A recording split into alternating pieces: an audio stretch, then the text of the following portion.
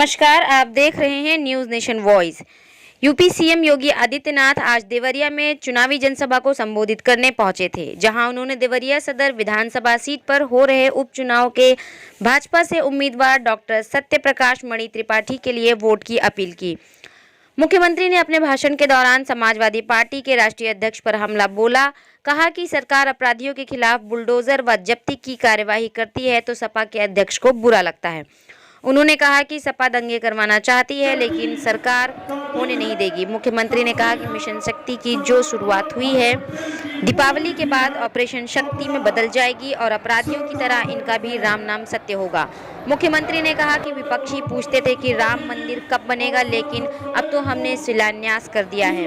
उन्होंने कहा कि कल हाईकोर्ट का एक फैसला आया है कि शादी के लिए धर्म परिवर्तन जरूरी नहीं है। सीएम ने भाषण के दौरान कहा कि सरकार लव जिहाद पर भी जल्द अंकुश लगाने जा रही है।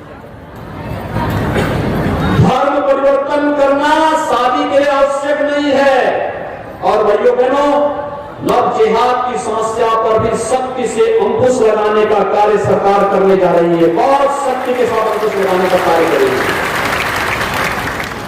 जिससे समाज में वैमनस्यता बढ़े, जिसके कारण अराजकता पैदा हो, छल छद्म और किसी प्रकार का लोभ लालच में बहन बेटियों की इज्जत के साथ खिलवाड़ करने वाले की जगह जेल होनी चाहिए और कानून के शिकंजे में ला करके ऐसे लोगों की संपत्तियों को जब्त करने का कार्य करने के साथ ही घोषित दुराचारी के रूप में उनकी पोस्टर भी चौराहे चौराहे पर चस्पा करने का कार्य करेंगे। यह संकल्प लेकर के आज हम सब आपके बीच यहाँ पर उपस्थित हुए हैं। स्वागत है, स्वागत है। बोलिए, योगी जी का स्वागत है, योगी जी का स्वागत है।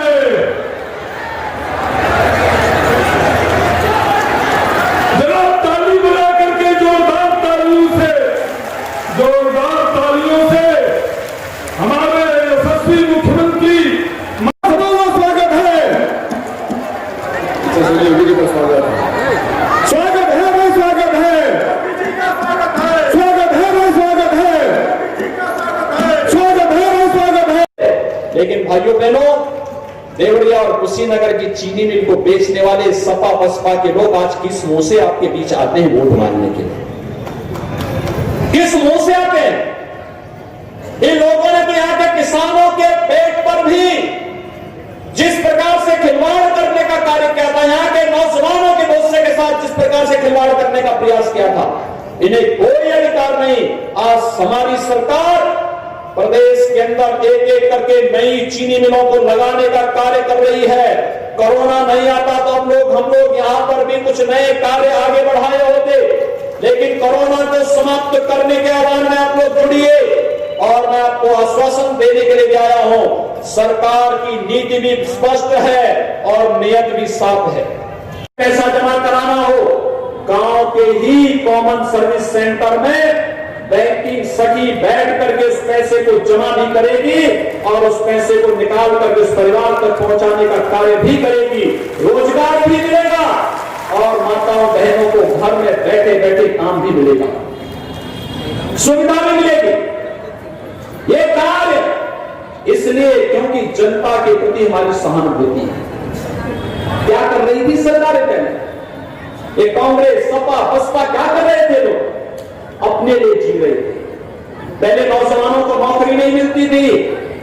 हम लोगों ने पिछले 3.5 वर्ष में 3.5 लाख नौजवानों को सरकारी नौकरी उत्तर प्रदेश के अंदर दी है। आज नौकरी को टिकता नहीं और कोई नौकरी बेचने का कार्य करने का दुस्साहस करता है, उसको जेल के अंदर ठूसने का कार्य भी उतनी मुस्तैदी के साथ हमारी सरकार करती है। नहीं तो सपा की सरकार में क्या होता था? वे लोग झोला लेकर के निकलते थे और नौकरी की नीलामी करते थे। देश के अंदर बिहार विधानसभा का चुनाव हो रहा है और राज्यों के अंदर जो कुछ विधानसभा सीटें खाली हुई थी उन पर उपचुनाव हो रहा है। उत्तर प्रदेश के अंदर 7 ऐसी सीटों पर उपचुनाव वर्तमान में चल रहे हैं। जहां पर या तो विधायक के द्वारा इस्तीफा दिया गया या दुखद मृत्यु के कारण वह सीट खाली हुई, ऐसी 7 सीटों पर वर्तमान में उत्तर प्रदेश में उपचुनाव चल रहे हैं। देवरिया की सीट भारतीय जनता पार्टी के प्रत्याशी रहे और विधायक रहे स्वर्गीय जरवैते सिंह जी के कारण, उनकी दुखद मृत्यु के कारण खाली हुई और इसमें भारतीय जनता पार्टी अपने एक सामान्य कार्यकर्ता को यहां पर प्रत्याशी बना करके आपके बीच में लेकर के आई है। और आप सबसे अपील करने के लिए आज विशेष रूप से मैं और प्रदेश अध्यक्ष भी आपके बीच में यहां पर उपस्थित हुए हैं। कहने की आवश्यकता नहीं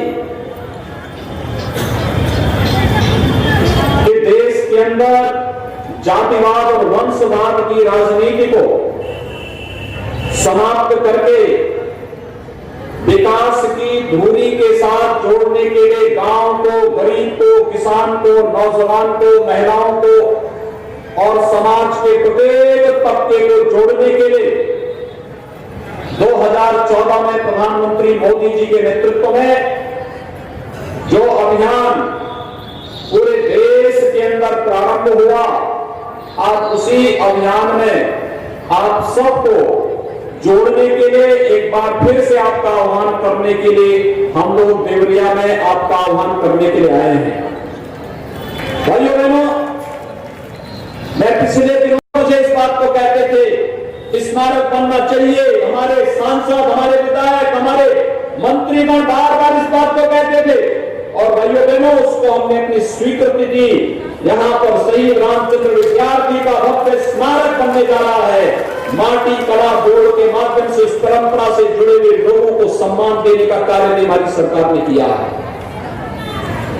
सोना सुनार के नाम पर एक ब्रिज का नामकरण करके इस महान क्रांतिकारी को भी सम्मानित करने का कार्य हमारी सरकार ने किया है, क्योंकि हम इस बात को मानते हैं इन क्रांतिकारियों के कारण, इनके रोज, इनके देश, इनके बलिदान ने भारत को स्वाधीनता का राह दिखाया और स्वाधीनता के कारण आज भारत के हर नागरिक को मतदान करने का अधिकार जो प्राप्त हुआ है, इसी त्याग और बलिदान के कारण मिला है। इस त्याग और बलिदान के प्रति हम नतमस्तक होकर के उन्हें कोटि कोटि नमन करते हुए उन्हें अपनी श्रद्धांजलि अर्पित करने का कार्य करेंगे।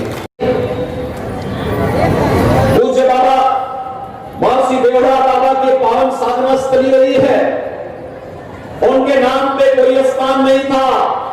समाजवादी पार्टी की सरकार के समय में उनके आश्रम में कब्जा करने का प्रयास हुआ था और बाबा को यहां से वृंदावन जाने के लिए मजबूर होना पड़ा था। लेकिन आज देवराहा बाबा के नाम पर मेडिकल कॉलेज का नामकरण हम लोगों ने देवरिया में किया है। अगले साल से यहां प्रवेश भी प्रारंभ होंगे। यहाँ के नौजवानों को, देवरिया कुशीनगर के नौजवानों को देवरिया में ही मेडिकल में प्रवेश मिलेगा और विशेषज्ञ स्वास्थ्य सुविधाओं के लिए गोरखपुर, लखनऊ, दिल्ली या किसी अन्य शहर में जाने की बजाय देवरिया में ही लोगों को स्वास्थ्य की विशेषज्ञ सेवाएं देवरिया में ही प्राप्त होती भी दिखाई देंगी। देवरिया में यहाँ पर तमाम लोग ऐसे होंगे 1942 के पूज्य बाबा महर्षि देवड़ा बाबा के पावन साधना स्थली रही है, उनके नाम पे कोई स्थान नहीं था। समाजवादी पार्टी की सरकार के समय में उनके आश्रम में कब्जा करने का प्रयास हुआ था और बाबा को यहां से वृंदावन जाने के लिए मजबूर होना पड़ा था। लेकिन आज देवराहा बाबा के नाम पर मेडिकल कॉलेज का नामकरण हम लोगों ने देवरिया में किया है। अगले साल से यहां प्रवेश भी प्रारंभ होंगे। यहाँ के नौजवानों को, देवरिया कुशीनगर के नौजवानों को देवरिया में ही मेडिकल में प्रवेश मिलेगा और विशेषज्ञ स्वास्थ्य सुविधाओं के लिए गोरखपुर, लखनऊ, दिल्ली या किसी अन्य शहर में जाने की बजाय देवरिया में ही लोगों को स्वास्थ्य की विशेषज्ञ सेवाएं देवरिया में ही प्राप्त होती भी दिखाई देंगी। यहां पर तमाम लोग ऐसे होंगे 1942 के पहले ही देवरिया के विकास से जुड़ी हुई अनेक योजनाओं को हम लोगों ने लागू किया। यद्यपि कोरोना कालखंड के दौरान जब हर व्यक्ति अपना बचाव करने में लगा हुआ था, देश के यशस्वी प्रधानमंत्री श्री नरेंद्र मोदी जी के नेतृत्व में जब पूरा देश कोरोना के खिलाफ लड़ाई लड़ रहा था, उस समय हम लोगों के मंत्रीगण, विधायकगण, पदाधिकारीगण जनता की सेवा के साथ जुड़ करके कार्य कर रहे थे। और मैं जब देवरिया आया था तब मैंने स्वयं साई जी से भी कहा था कि यहां के बाढ़ प्रभावित क्षेत्रों का दौरा करके लोगों को राहत कार्य समयबद्ध ढंग से आगे मिल सके, इसकी चिंता करने की आवश्यकता है। और स्वयं की परवाह के बगैर हमारे माननीय सांसदगण, विधायकगण, मंत्रीगण, पदाधिकारीगण जनता जनार्दन की सेवा के साथ जुड़े रहे और बाढ़ से उन्हें राहत देने में अपना योगदान देते रहे। भले मेरा राजनीति हमारे लिए सेवा का एक माध्यम है और जनता की सेवा करना, और अगर सत्ता है तो